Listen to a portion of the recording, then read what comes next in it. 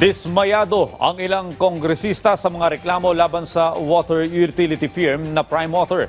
Kaya naman gusto na rin itong paimbestigahan ng Kamara. Yan ang ulat ni Mela Lesmoras.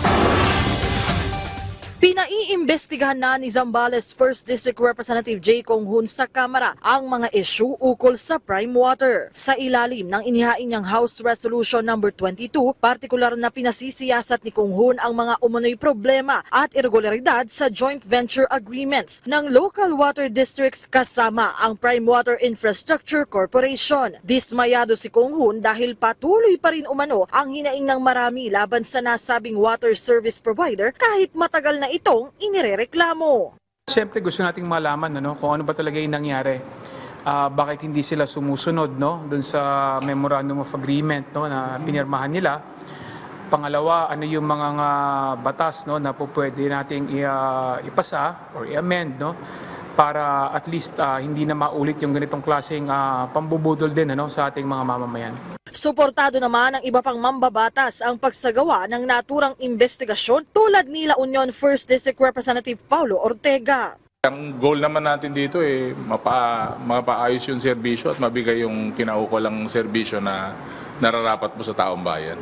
Dati nang iginiit ng Prime Water na inaaksyonan na nila ang mga reklamo laban sa kanilang kumpanya. Para naman marinig ang panig ng consumers, maaari ring maimbitahan ang ilang personalidad sa idaraos na pagdinig.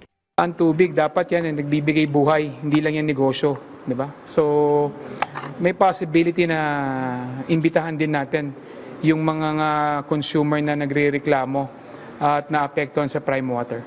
Hinggil pa rin sa isyu ng tubig, naghain naman ang hiwalay na panukala si FPJ Panday Bayanihan Party List Representative Brian Poe na nagtutulak sa pagbuo ng Department of Water Resources sa bansa. Sa pag-iikot natin ng kampanya, napansin natin sa iba't ibang panig ng bansa, hanggang ngayon problema pa rin ang tubig, kaya kailangan natin i-address ito. So we're filing the regulatory framework for water in this country. Samantala, dahil mainit pa rin ang issue sa impeachment complaint laban kay Vice President Sara Duterte, natanong din ng media si Poe kung suportado ba niya ang pagkakaroon ng trial ukol sa kaso. I will follow the example set before me by my mother in the Senate. She voted in favor of the trial and I will vote to support that, not for anything, but to support democracy and transparency within government. Mela Lesmoras para sa Pambansang TV sa Bagong Pilipinas.